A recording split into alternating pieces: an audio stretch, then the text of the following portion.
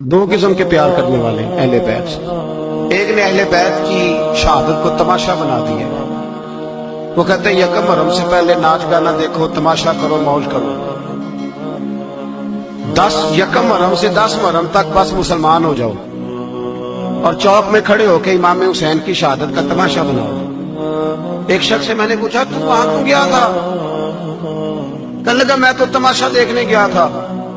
اب یقین کریں میرے خون کو جوش آیا، خون کو۔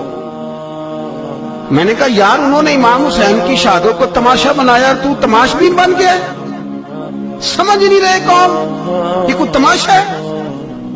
اور سر پہ ٹوپی کوئی نہیں، چہرے پہ داڑھی کوئی نہیں، بال بڑھائے ہوئے ہیں، بازاری لوگوں کی طرح گلوں میں کپڑے ڈالے، ممبروں پہ ناچتے پھرتے ہیں۔ یہ لوگ اہل بیت کا نام لیں گے جن کی شکلیں اس قابل نہیں۔ اب یقین کریں میں ایسے ایسے چہرے دیکھتا ہوں کہ میرا دل نہیں کرتا یہ سیدہ پاک کا زبان سے نام لے، طبیعت نہیں مانتی۔ کچھ نعت خواہیں وہ ناچ ناچ کے حضرت فاطمہ کا ذکر، شرم کرو، پتہ ہی نہیں کس کا نام لے رہے ہو، پتہ ہی نہیں کس کا ذکر کر رہے ہو، اونچا بولنا، داد دینا، یہ کرنا، اٹھ کے کھڑنا، یہ تماشا ہے کوئی اہل بیت کا ذکر؟ پتہ ہی نہیں کس کا تذکرہ کر رہے ہو؟ جانتے ہو یہ کون ہے؟ صبح قیامت میرے نبی پاک علیہ السلام نے فرمایا رب حکم دے گا قیامت کے دن، ولی نبی غوث کتب ابدال آنکھیں بند کرے، نظریں جھکائے، سر جھکائے، یا اللہ کیا ہونے والا ہے؟ فرمایا محمد کی بیٹی فاطمہ کی سواری گزرنے والی ہے، رسول کی شہزادی گزرنے والی ہے، نظریں جھکاؤ۔ پتہ ہی نہیں یہ کون ہے، کس کا ذکر کر رہے ہو، ناچتے پھرتے ہو۔ امام حسین بہت ہی بڑے باپ کے بیٹے تھے، مولا علی شیر خدا رضی اللہ تعالی۔ حضرت امام حسین خود بھی بہت ہی بڑے تھے، امام حسین خود بھی اللہ جانتا ہے بہت بڑے تھے۔ کہتے ہیں گدی پہ بیٹھ گیا اسے کوئی ضرورت نہیں، لیکن امام حسین نے ایسے نہیں کیا۔ امام زین العابدین فرماتے میرے ابا جی امام حسین فرض نمازوں کے علاوہ ایک دن میں 100 نفل ادا کیا کرتے تھے، اور ایک روایت میں فرماتے 1000 نفل پڑھا کرتے تھے۔ تو یہ جو امام حسین کا بڑا نام لینے والے ہیں یہ تو ان سے پوچھو کہ تم تو نمازیں پوری نہیں پڑھتے، اور امام کا تو تعلق ہے نماز کے ساتھ۔ 9-10 محرم کی ساری رات امام حسین کیا کرتے رہے؟ بولے یہاں لوگ دیگیں کھاتے رہتے 9-10 کی رات، چرگے کھاتے رہتے، ساری رات چھوٹا گوشت کھا کے گزار دیتے۔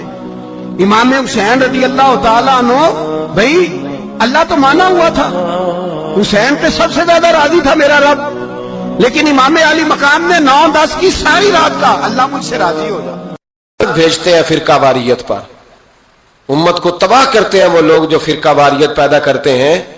لیکن آپ کو بتاؤں جس جماعت سے آپ کا تعلق ہے نا، اس جماعت کی امت مسلمہ کو ضرورت ہے۔ قیامت بھی 10 محرم کو ہی آئے گی، جمعے کا دن ہوگا، تو میں آج دل کو حاضر ناظر رکھ کے اپنی طبیعت کو حاضر پا کے باشعور آپ کو کہہ رہا ہوں جاگ کے سننا خدا کا واسطہ۔ آپ اس جماعت سے تعلق رکھتے ہیں، اگر کافر کے سامنے اسلام کا کوئی چہرہ پیش ہو سکتا ہے تو صرف سنی کا چہرہ پیش ہو سکتا ہے، ختم ہو گئی بات۔ ورنہ کوئی صحابی کا بے ادب ہے، کوئی اہل بیت نبوت کا، آج مجھے کہہ لینے دو، کھل کے کہہ لینے دو۔ لوگ دلیلیں دیتے پھرتے ہیں، کہتے ہیں جی ایک وہ پینٹ کوٹ والا مولوی ہے، اس نے اینک بھی لگائی ہے، داڑھی بھی رکھی ہے، پینٹ کوٹ بھی پہنتا ہے، اس نے جی 1500 بندہ ایک دن مسلمان کر دیا، ایک دن 1000 مسلمان کر دیا۔ پر پتہ ہے وہ بدبخت کہتا کیا ہے؟ وہ کہتا ہے امیر المومنین یزید رضی اللہ تعالیٰ عنہ، میں کیا کروں اس کے 1500 مسلمان کو یا 2000 اس کے کلمہ، اور وہ یہ بڑی دلیلیں دیتا ہے، وہ دلیلیں سنبھال کے رکھے، وہ دلیلیں جو جی بڑے لوگ اس کے ساتھ ہوتے ہیں۔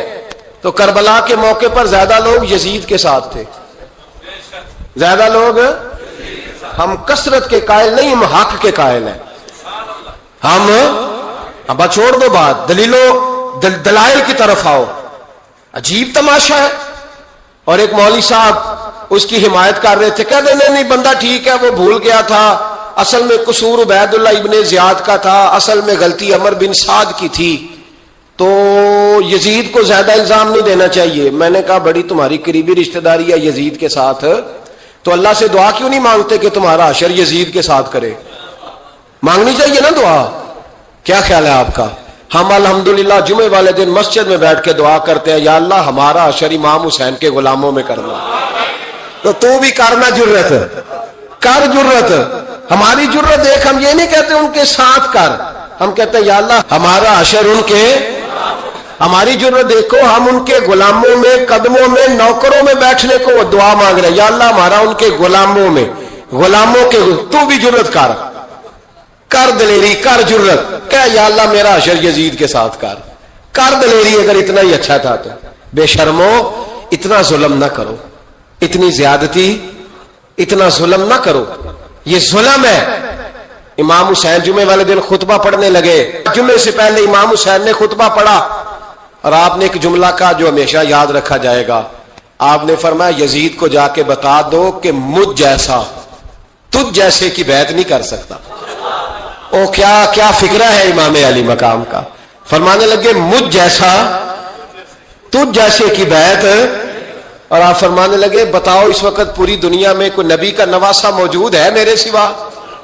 حضرت آدم سے لے کر مصطفیٰ کریم تک اس وقت پوری دنیا میں کوئی نبی کا نواسا ہے؟ اور فرمایا اگر میں ہی ہوں پوری کائنات میں. لوگ کہتے ہیں فلانا علامہ صاحب کی تبلیغ بڑی ہے. ہم سے بڑا کون ہوگا تبلیغ کی بات کرنے والا؟ لیکن ڈرو اللہ سے، ڈرو، گمراہ نہ کرو قوم کو. یہاں تباہی اتر گئی ہے. کوئی بڑی داڑھی رکھ کے معاذ اللہ تعالیٰ اہل بیت کے بارے میں بکواس کرتا ہے، اور کوئی بالکل داڑھی مڈا کے ننگا سر کر کے ممبروں پہ ناچتا ہے اور صحابہ کے بارے میں بکواس کرتا ہے. میرے مصطفیٰ کے پاس اگر ابو بکر آئے ہیں تو وہ بھی شان والے ہیں، اور اگر بی بی عائشہ صدیقہ ان کے بستر پہ رہی ہیں تو وہ بھی شانوں والی ہے. مولا علی شیر خدا کے بارے میں جو بات کرے پکا بے ایمان ہے. عجیب تماشا لگ گیا ہے جی. جو رب نبی پاک کے جسم کے قریب مکھی نہیں آنے دیتا وہ گندا بندہ حضور کے قریب آنے دیتا ہے؟ عجیب تماشا ہے. امت کو تباہ کر رہے ہو، کافر کو موقع دے رہے ہو یہ کہنے کا کہ تمہارے نبی کے پاس بیٹھنے والے ٹھیک نہیں تھے. اگر حضور کے پاس بیٹھنے والے ٹھیک نہیں تھے تو بعد والے کیسے ٹھیک ہو گئے؟ تو یہ باز آنا چاہیے ان بے شرموں کو. یہ امت میں تفرقہ ڈالتے، بے حیائی کرتے. سنو اور یاد رکھو. حضرت امام حسین نے خطبہ پڑھا نا جب جمعے والے دن، فرمایا مجھے پہچانو تو میں کون ہوں؟ تو عمر بن سعد بولا، پکے نمازی بولے.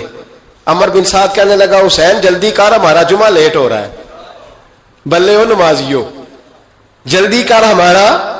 آئے ہائے کیا نماز ہے. یعنی نبی پاک کے نواسے کو شہید کریں گے اور شہادت کے بعد جمعہ پڑھیں گے اور نماز میں کہیں گے اللہم صلی علی محمد و علی آل محمد. ان کو شہید کر کے قتل کر کے جمعے کا خطبہ دیا جا رہا ہے اور نماز پڑھی جا رہی ہے اللہم صلی علی محمد و علی. تو میرا سنی بڑا بھولا ہے، کہتا ہے جی وہ زیادہ نمازیں پڑھتے ہیں. تو زیادہ نمازیں تو عمر بن سعد بھی پڑھتا تھا. تو بھولا او خدا کے. دیکھیں نا جتنی نماز کی اخلاق کی بات شاید میں کرتا ہوں، آپ کو جماعت میں کم لوگ ملیں گے، لیکن یاد رکھنا نماز عقیدہ نہیں، روزہ عقیدہ نہیں.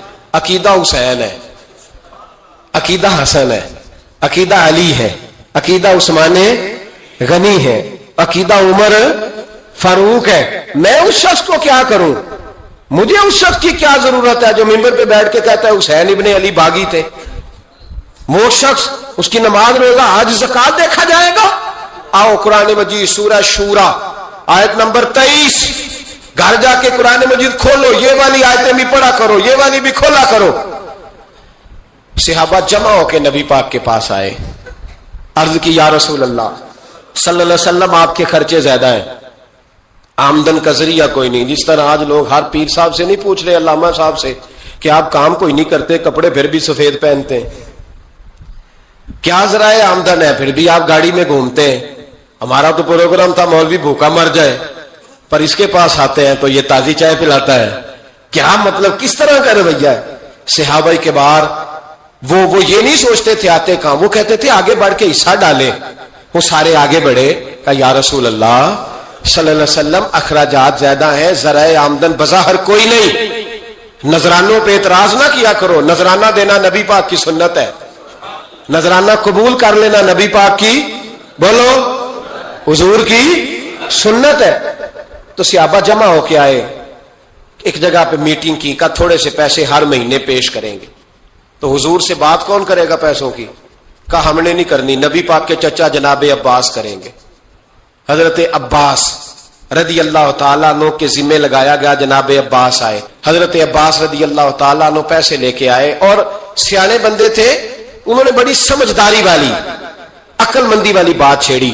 یہ نہیں کہا کہ حضور ہم یہ نذرانہ دیں گے، کہنے لگے یا رسول اللہ ہمیں پتہ ہے آپ کی مذہبی مصروفیت اتنی ہے کہ آپ کو ٹائم نہیں ملتا کاروبار کرنے کا، اگر آپ کام کریں گے تو پھر آپ کس طرح کر کے دین کا کام ہو سکے گا، اور یا رسول اللہ آپ نے جو ہمارے لیے کیا ہے اس کا ہم بدلہ نہیں دے سکتے، ایک حرف کا بدلہ نہیں دے سکتے، حضور یہ تھوڑا سا نذرانہ ہر مہینے لایا کریں گے، قبول کر لیں۔